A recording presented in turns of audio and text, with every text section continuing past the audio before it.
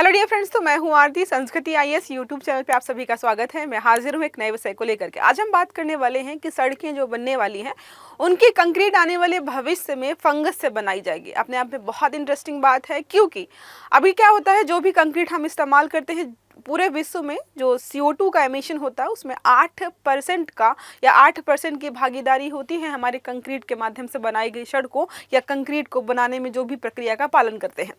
अब ये जो कंक्रीट है बायो कंक्रीट इसका नाम रखा जा रहा है। और मोस्ट इंटरेस्टिंग बात यहाँ पर ये कि ये खुद को रिपेयर कर लेगा। अभी क्या होता है, सड़कों में दरारें पड़ती है, फिर गड्ढे हो जाते हैं, लोग गिरते हैं, एक्सीडेंट होते हैं, लोग रील्स बना करके वायरल करने का प्रयास करते हैं कि देखो भाई यहाँ पे गड्ढे ही गड्ढे हैं। सड़कें मतलब सड़कों में गड्ढे नहीं है, गड्ढों में सड़क है, तो ये समस्या भी यहाँ पर खत्म हो जाएगी। तो बहुत सारे इंपॉर्टेंट पॉइंट्स हैं। अब आपके मन में ये आ रहा होगा कि ये बायो कंक्रीट आखिरकार बनाई कैसे जाएगी, क्या क्या चीजें मिलाई जाएंगी, कितने दिनों तक काम करेगी, अगर जब खराब हो जाएगी तो कैसे निकालेंगे। इन सभी प्रश्नों के उत्तर हम इस आर्टिकल के माध्यम से निकालने वाले हैं, तो लास्ट तक बने रहिएगा। टॉपिक बहुत महत्वपूर्ण रहने वाला है। तो क्या लिखा, फंगस बैक्टीरिया दो चीजें मिलाई गई हैं, इनको मिलाकर के बायो कंक्रीट बनाएंगे और उसी बायो कंक्रीट का इस्तेमाल यहाँ पर सड़कों के निर्माण में किया जाने वाला है। अब इन सब के साथ साथ हम लागत के बारे में भी बात करेंगे कि ऐसा ना हो कि ये जो सड़क बना रहे हैं बहुत महंगी हो जाए।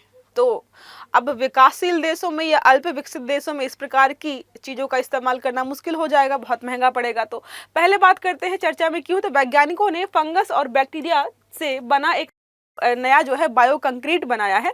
यह मटेरियल खुद से टूटी हुई दरारों को रिपेयर मतलब सेल्फ रिपेयर की प्रक्रिया को फॉलो करता है।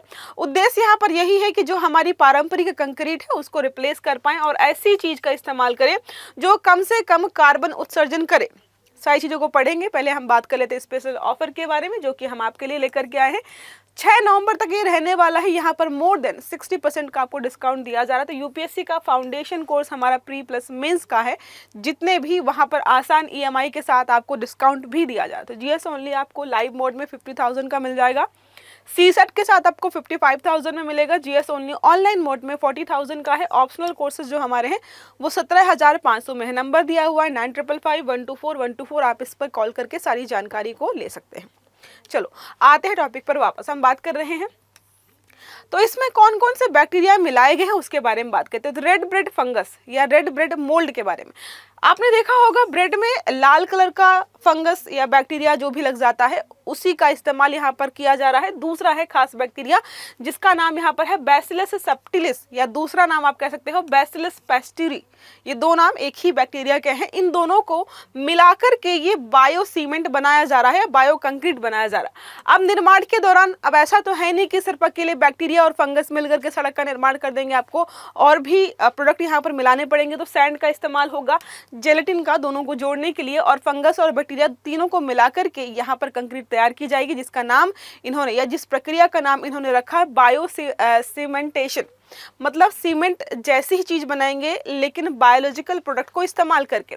अब बैक्टीरिया को स्लीप मोड में रखा जाएगा जब ये बनाया जाएगा, ताकि जब बाद में सड़क बन जाए, चीजें तैयार हो जाए, नमी और हवा के संपर्क में आते ही जहां पर भी क्रैक्स होंगे उसको खुद ही रिफिल कर लेंगे।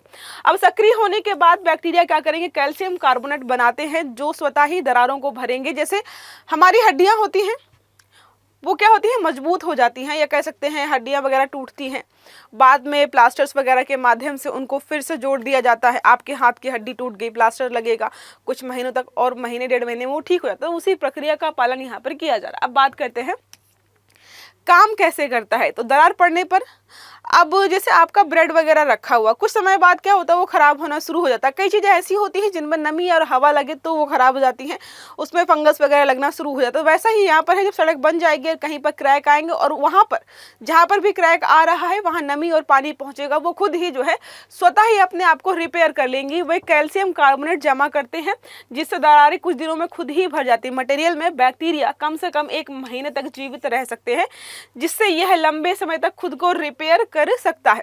अब वैज्ञानिक आधार यहाँ पर क्या है, वैज्ञानिकों ने क्या क्या चीजें बताई है जिसके माध्यम से प्रक्रिया पूरी होने वाली। तो बायो मिनरलाइजेशन पर आधारित है। वह प्रक्रिया जिससे प्रकृति में हड्डियां, सेल और दांत जुड़ते हैं या बनते हैं, उसी प्रक्रिया पर आधारित चीजें यहाँ पर काम करने वाली है, जिसको हमने नाम क्या दिया है, बायो मिनरलाइजेशन। इसका नाम याद रखिएगा आप। हम बात करते हैं वैज्ञानिक प्रयोग के प्रमाण क्या क्या है।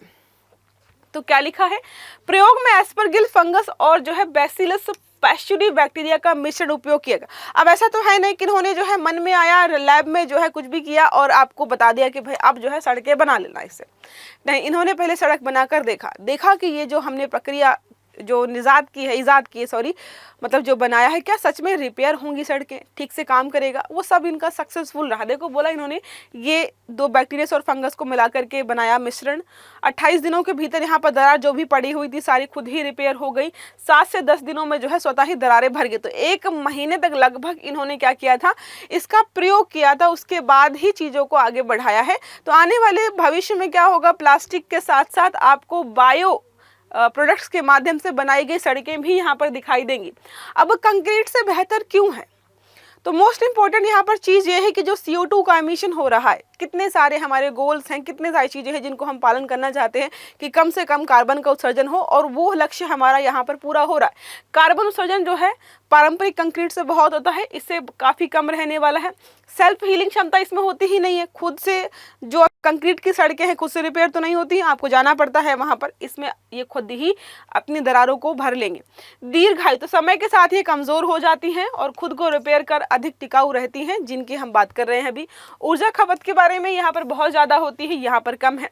पर्यावरण का प्रभाव बात करते हैं तो नकारात्मक प्रभाव होता है कंक्रीट की बनी सड़कों का, और जो हमने अभी बात की है वो सस्टेनेबल भी है और सकारात्मक प्रभाव है यहाँ पर छोड़ रही है। पर्यावरणीय महत्व के बारे में देखें तो कंक्रीट उद्योग वैश्विक CO2 का लगभग 8% CO2 एमिशन करता है।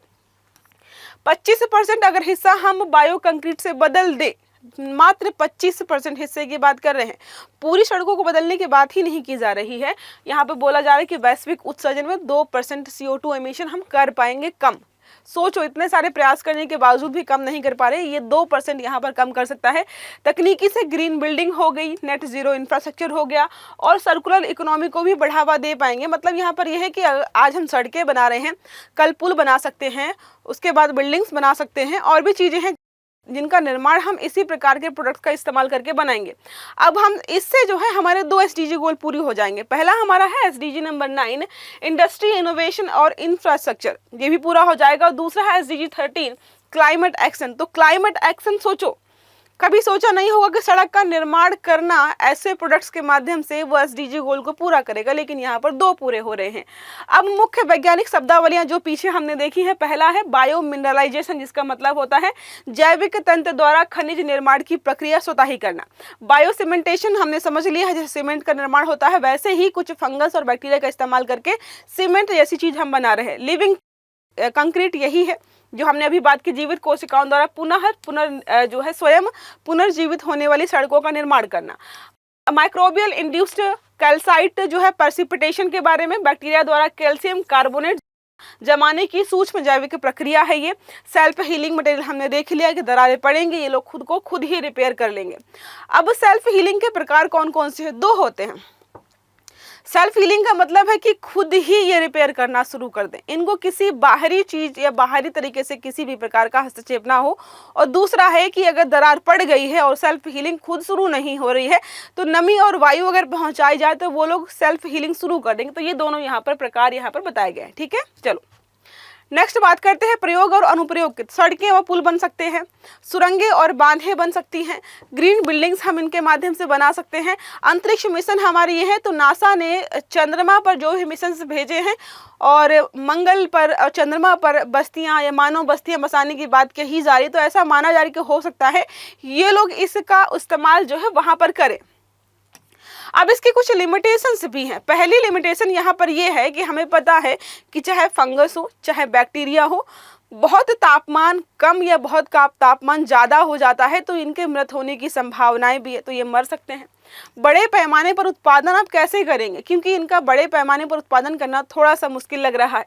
20 और 30 वर्ष की स्थिरता का तो हमें अनुमान है कि 20 से 30 साल चल जाएगी, लेकिन हम चाहते हैं कि भाई सड़क बनाए तो 100 साल 200 साल 150 साल चले। वैसे चलती नहीं है, हमें पता है कि 2-4 साल में खराब हो जाती हैं, लेकिन अब इतना इनोवेशन आप कर रहे हो, इतना पैसा खर्च कर रहे हो, तो कोई अच्छी चीज़ बनाओ। सुरक्षा प्रणालीकरण के बारे में अगर हम बात करते हैं तो ये थोड़ा सा इश्यू यहाँ पर बताया जा रहा है। अब अनुसंधान के पृष्ठभूमि की आखिरकार ये आया कहाँ से कि बायो कंक्रीट हमारे पास होना चाहिए।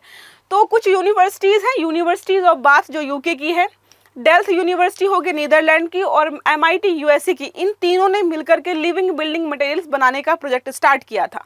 पहली बार 2020 में यूनिवर्सिटी ऑफ कोलोराडो बोल्डर जो है USA का है, इन्होंने लिविंग कंक्रीट नाम से प्रकाशित किया था एक कॉन्सेप्ट। उसके बाद उद्देश्य इनका यही था कि ऐसा लिविंग मटेरियल हम बनाना चाहते हैं जो पर्यावरण के लिए अच्छा हो, साथ में मरम्मत भी खुद पर कर पाए और कम से कम इसका नुकसान यहाँ पर हमें झेलना पड़े। तो इसको लेकर के कब से लगातार चला, 2020 के आसपास से चीज़ें बनाई जा रही हैं। अब भविष्य की दिशा यही है कि वैज्ञानिक लिविंग कंक्रीट को और अगली पीढ़ी तक जो है ले जाना चाहते हैं।